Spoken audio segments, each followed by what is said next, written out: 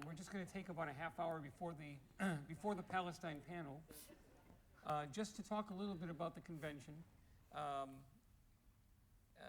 As you know, we have an excellent panel lined up on Palestinian culture. And then we're going to have our luncheon, where we're going to hear from the Archbishop Theodosius of Sebastia, the Talahanna.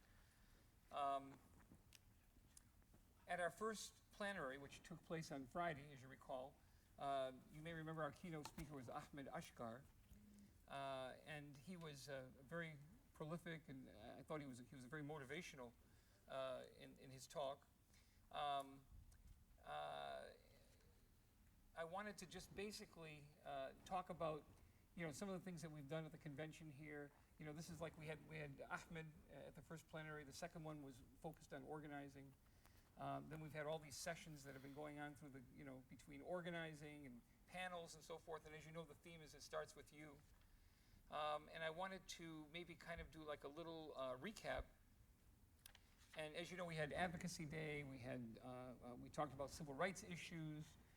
We had some of the asks that we were doing as far as, taking activism. And I've got some of our staff here. So I have to my right and to your left, Abed Ayoub, as you know, Director of Legal and Policy. I have to my left, Nicole Salim, who's a staff attorney. And I have to my far left, Ra'ad Jarar, who's our new Director of Communications. He just started here in February, and he's done a tremendous job since February. I don't know if you've seen our communications increase or decrease. No, increase. Especially working with us, he has a good experience in advocacy as well, which has been very helpful, especially at the convention here this year at ADC.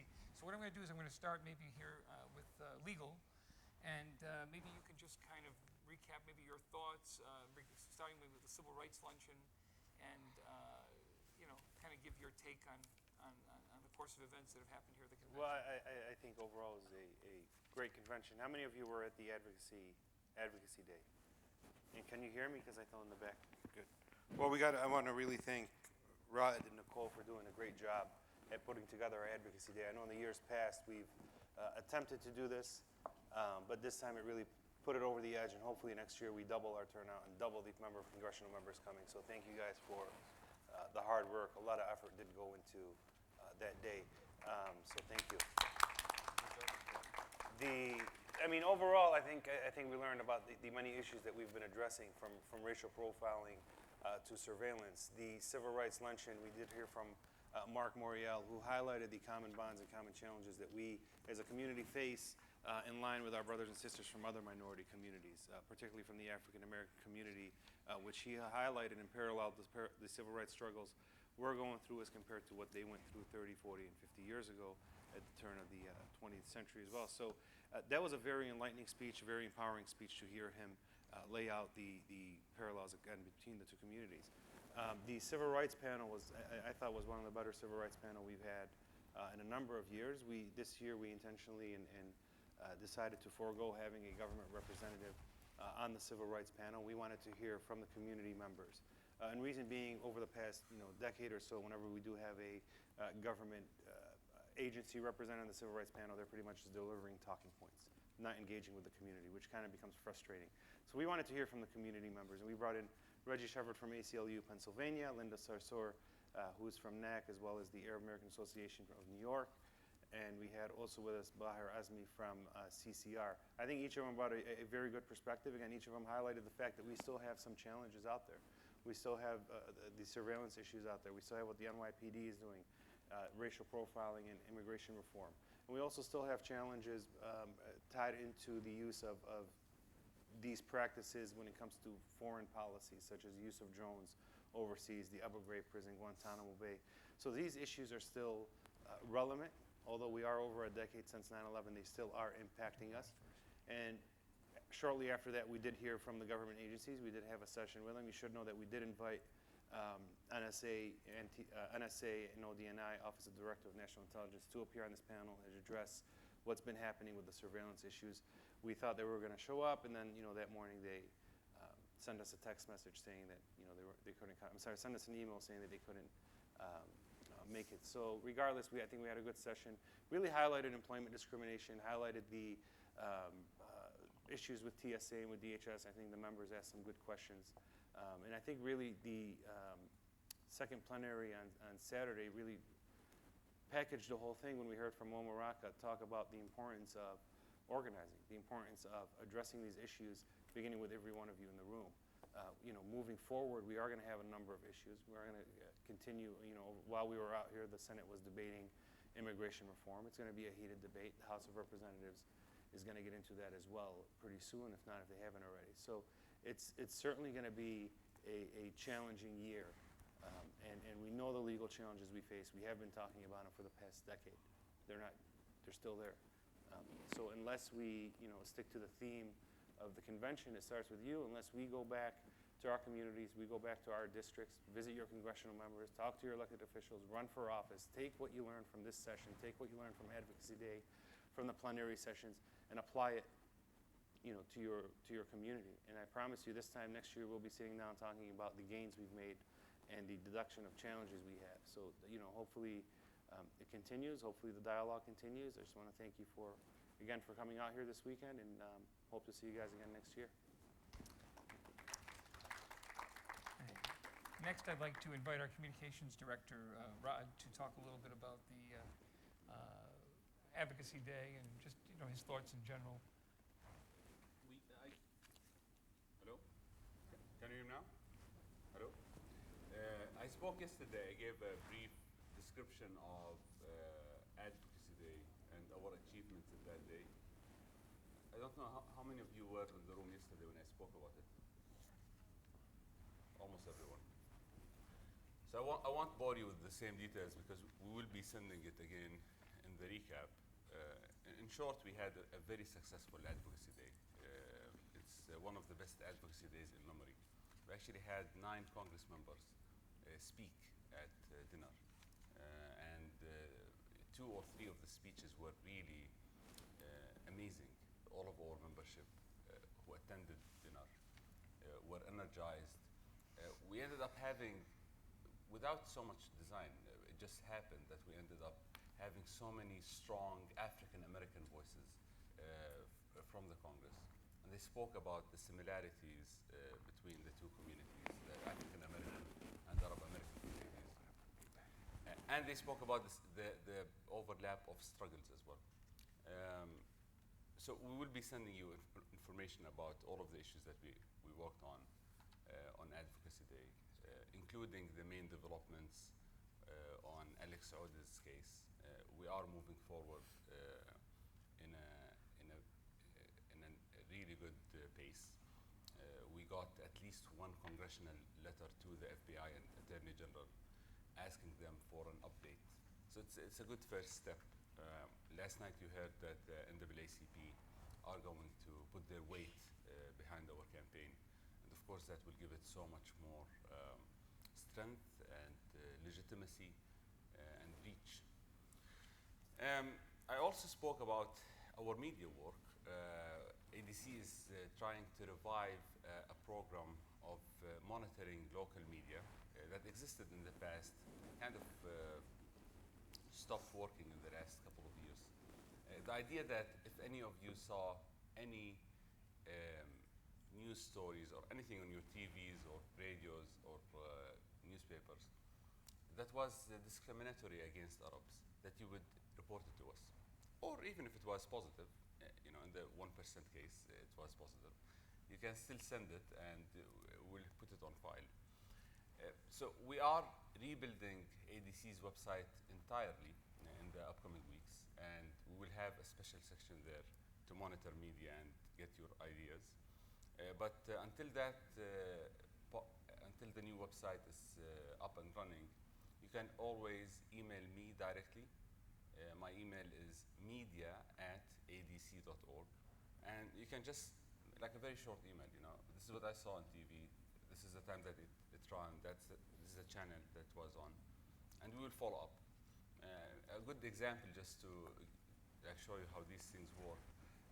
Last week or the week before, we heard from some of our members about an advertisement that was put, that was a target advertisement So it's like an ad for their student scholarship program. It's about how they're inclusive and they get people to, different people from different ethnicities and backgrounds to participate in the program.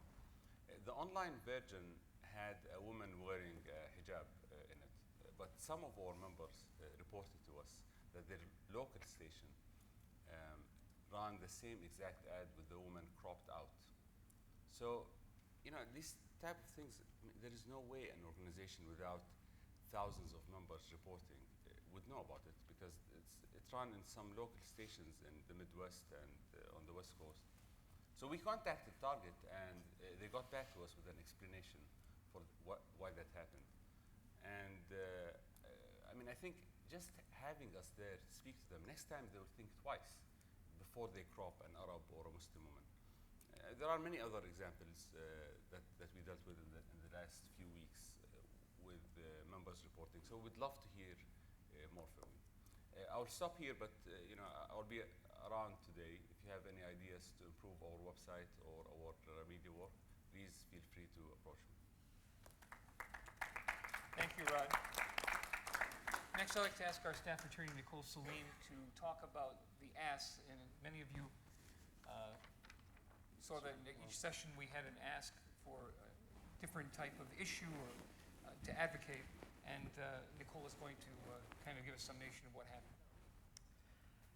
So I think this is arguably one of the more unique things about this year's convention, were the asks and us really trying to make or to encourage the attendees to really begin their activism at the convention and then to carry that out after they leave. And so I'm going to go through a few of the things that we had asked, that you guys asked your congressional members in the White House to do.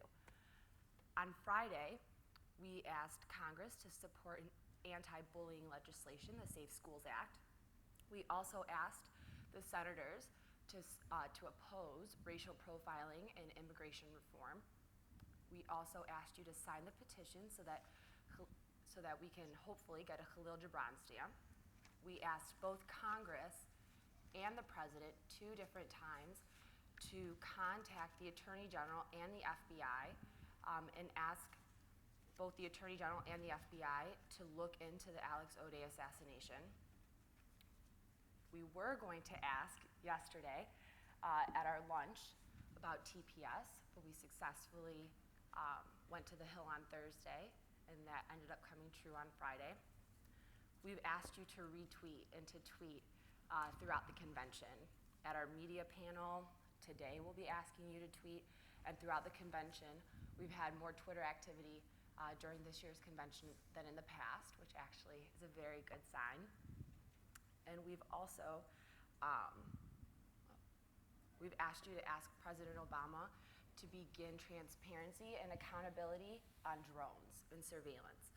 So those are the small issues that we've dealt with just on Friday and Saturday alone. And today there will be asks about Palestine and issues going forward, one of which actually, if you don't mind explaining quickly, the Boxer bill ask. Sure.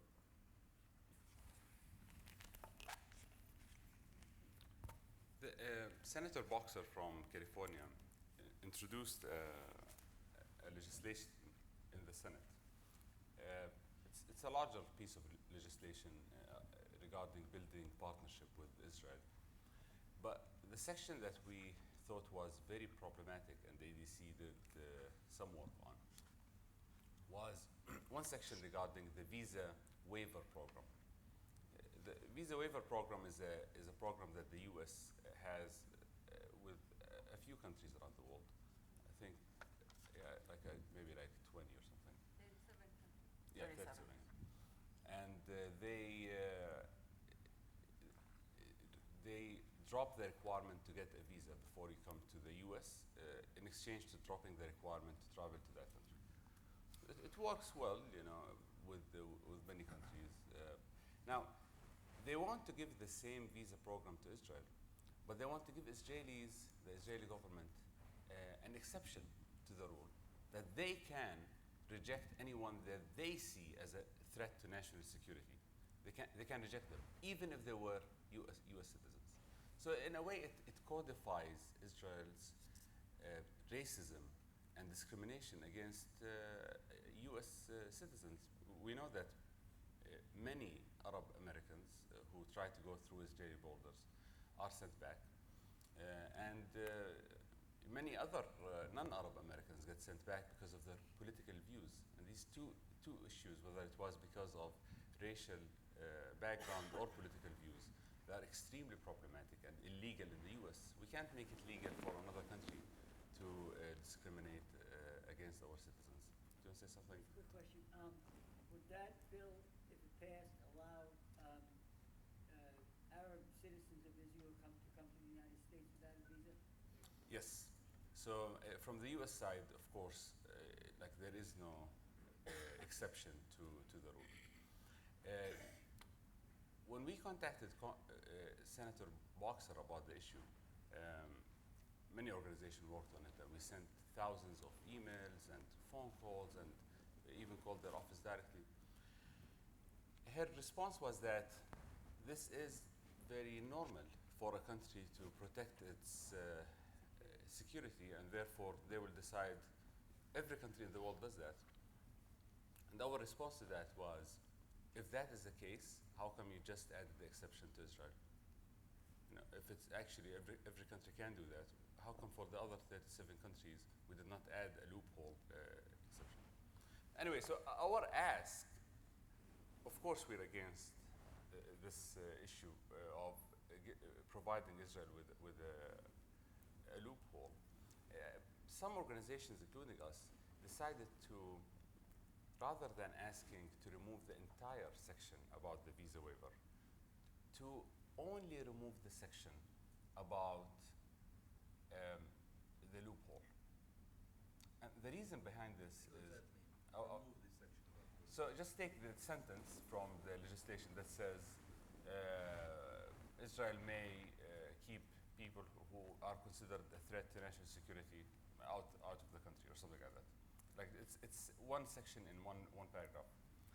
The reason why we decided to call just for that one line to go out, because the Israeli government announced officially that if the legislation were to pass without a loophole, they won't accept it from their side.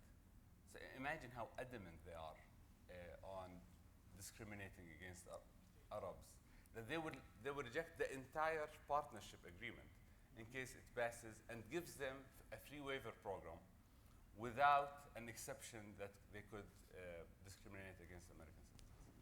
So it's a very problematic vision, I think. What we're asking you to do today is to tweet about it. For those members of our organization who prefer to use other mediums other than tweet, you can also call your senators with the same ideas. You can send them an email, you can reach out to them in any way. And if I may, these will all be followed up within the next few months. So keep an eye out for your action alerts, and keep an eye out for the emails that you're receiving from ADC and also in the mail, because these are the topics that we'll be focusing on in the coming year. And so this convention, these last 3 days were kind of the beginning of this, but we will be continuing these fights in particular moving forward. I think this has been such a successful, this ASK program that we initiated here at the convention has been so successful that we'd like to include it in all the conventions in the future. I wanted to just share a little bit about the Unity Luncheon, because that was a hot button for me. How many people enjoyed the Unity Luncheon yesterday, the Arab American organizations? We actually had a meeting before the luncheon, and we had about 8 organizations present that had come to the meeting. It was a beginning. And as I mentioned in the luncheon, we've had this, we do a conference call every first Tuesday of the month, and then I took the initiative to do this luncheon and to invite the organizations here to the convention. And it was a pretty interesting conversation. We talked about, you know, how we could come together and some of the things that we could do. And I mean, of course, you know, the potential is unbelievable when you think about it if we did come together. But, you know, this is a baby step that we took, and we're very excited about moving forward with this coalition, and we're very hopeful that it will bring more of a collective unity amongst Arab American organizations in this country. I think it's something that's really sorely needed. It's easier said than done, as many of you know. When it was attempted in the past, it was more of a structured type approach, where they had like bylaws and so forth. And we've decided not to take that approach this time and just keep it very loose and just an initiative. And the most important thing is that we can just communicate with each other. I think it was somebody that said in the meeting yesterday, they said, we can inspire each other. I like that word, inspire. So if we just can inspire each other, communicate so everybody knows what everybody's doing, and hopefully, it will lead to a little bit, not to say structured, but a little bit more formalized in the future. We'll see how things go. I guess we're kind of like, we're dating right now, maybe all of us. We're not married yet. But anyway, I'm really happy about the feedback that I got. So many people came up to me, and said, gee, you're doing the right thing, you're doing the right thing. And that was very encouraging for me to hear that, because we need to hear feedback from you. I know we just have a few minutes left. Maybe we have about 5-6 minutes before we go to the Palestine panel. But I wanted to open the floor up if there are any comments, as far as how you felt about the convention, and if you wanted to share that with the group here. Okay, Hassan? And then we have Joe next. I really want to appreciate how the emphasis in this convention is on action and organizing and throughout. So I appreciate that very much, because I have been yearning for this for years, rather than come and get educated, but rather come and mobilize, be part of mobilize. Congratulations for that direction. Thank you. Multiple facets. I wanted to propel this forward, and it was mentioned already to have us not just concentrate on Palestine. I'm a Palestinian, but I don't think that that's appropriate for us to not to include anything on Egypt, for example, in here, or any of these. If we are the Arab American League, anti-discrimination. I don't want to mention that anymore, but it's already registered. Well, it's valid points, and I think as we've talked, I understand. I don't want to go into that. I think topics. The third one is, I think the inclusion of NAACP people actually on a couple of occasions in this convention.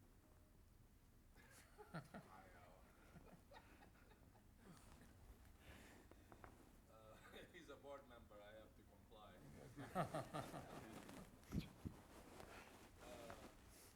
Where was I? NAACP. The inclusion of the minorities is really very, very valuable, and I think we should continue this, but expand it actually, to have us ally and include others from And the last point is this, that no big names. I mean, I need more big names for us to attract the base, to come. People don't like organizing, frankly, and I'm moved by organizing, but I don't think typically the people out there in the base are moved by organizing. They are moved by big names. So it's important for us to be deliberate about this. Bring even some like Danny Glover or any of these allies that are big names, or people from whatever, to bring them in to attract people. And this way, I think we would be more successful. Congratulations overall. Thank you. Thank you. Thank you. Just a comment to that. This is my second year as president of ADC, and our biggest obstacle has been to get a keynote for this convention. And we invited, I would say, not less than, Nicole, would you say 50? I would say 50?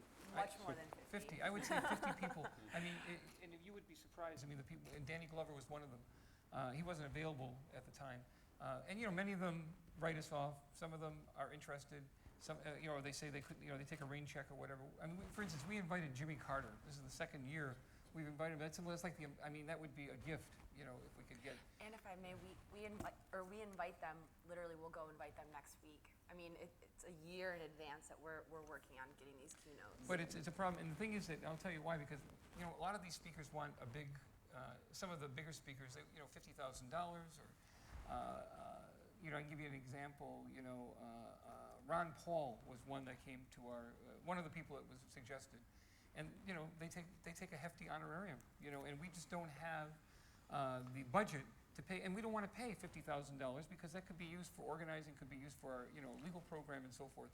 So I don't think we've ever paid for a keynote speaker in the history of ADC. Somebody said maybe you should start doing that.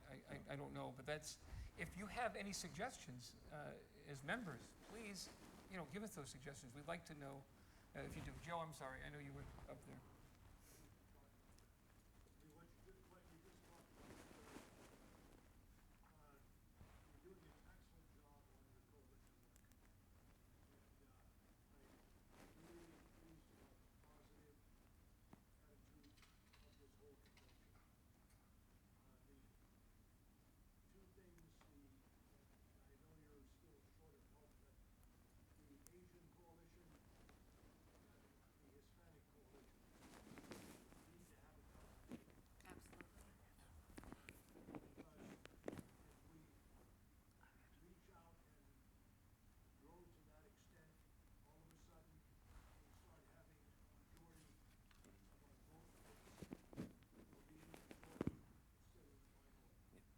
That is something on my agenda. I can just speak to that. I have a meeting scheduled with the Asian Legal Defense Fund, the Asian American Legal Defense Fund, right after this convention. So hopefully we can build that. And also, if I may, and I want to interject with this, I know we had 3 or 4 days to cover a lot of topics.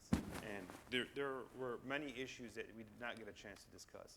And I know, Joe, one of them personally was the Treasury Department issue and the IRS issue that's impacting money in our community that we talked about individually. So there are a lot of issues. There are a lot of coalitions that we do have. We are a steering committee member of the executive committee member of LCCR, the largest civil rights coalition. So, hopefully in the future we can expand the convention to, a few more days so we can bring in the conversations about, the minority business status and the sentencing guidelines that we're working on with the Hispanic community and just a whole array of issues that we have. But I think it's a lot of it is just the time frame. And I mean, if any of you are open to a longer convention, I know staff may not like the sound of that, but I mean, that's something that we should, hear from you guys, and it's a way to bring in more topics. I see. Hayat? Is that Hayat? Yeah. Right, okay.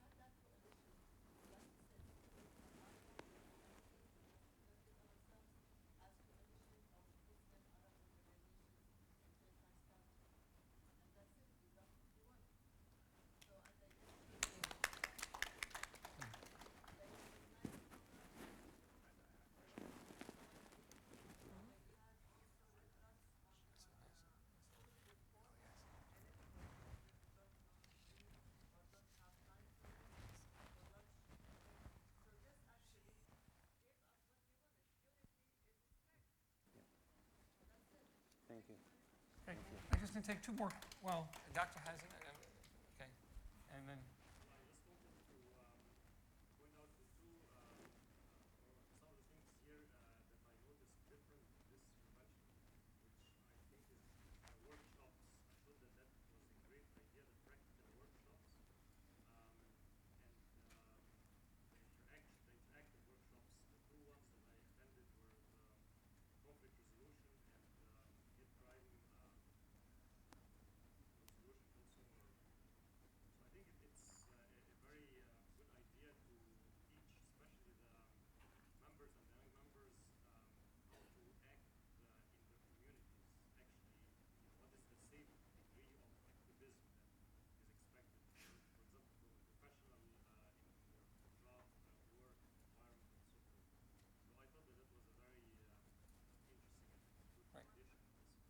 Michelle back there.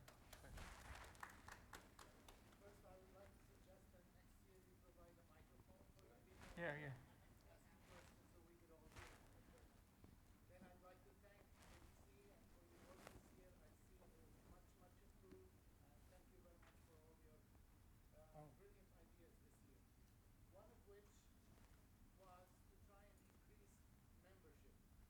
And I remember when you sent in 5 free memberships for ABC members to give out. I thought that was a great, great idea. If you look around the room here, everybody is almost like me, white hair, gray hair. We need to attract the younger generation. We need to have an increased effort to attract the younger generation. And one suggestion would be to offer all first-time members perhaps a free membership for the first year. And this way we can increase ABC's members by 10-fold, 25-fold, and even more. Thank you very much. Thank Thank you. you. Thank you. In the interest of time, I think that I know there's many of you that have questions, but at the same time, I don't want to cut into the Palestine panel, which is, is it 10 o'clock? Well, yeah, the time is very sensitive today because we do lose the rooms for another incoming convention. And What time's the panel start? the panel starts at 10 o'clock. Oh, okay. The Palestine panel starts. And we have a great panel here, so you don't want to really see us anymore. You want to see the Palestine panel. So, but thank you, and please take what you've learned, and please take this out to your communities, to the grassroots, and we'll see you next year. We look forward to seeing you again. So, thank you.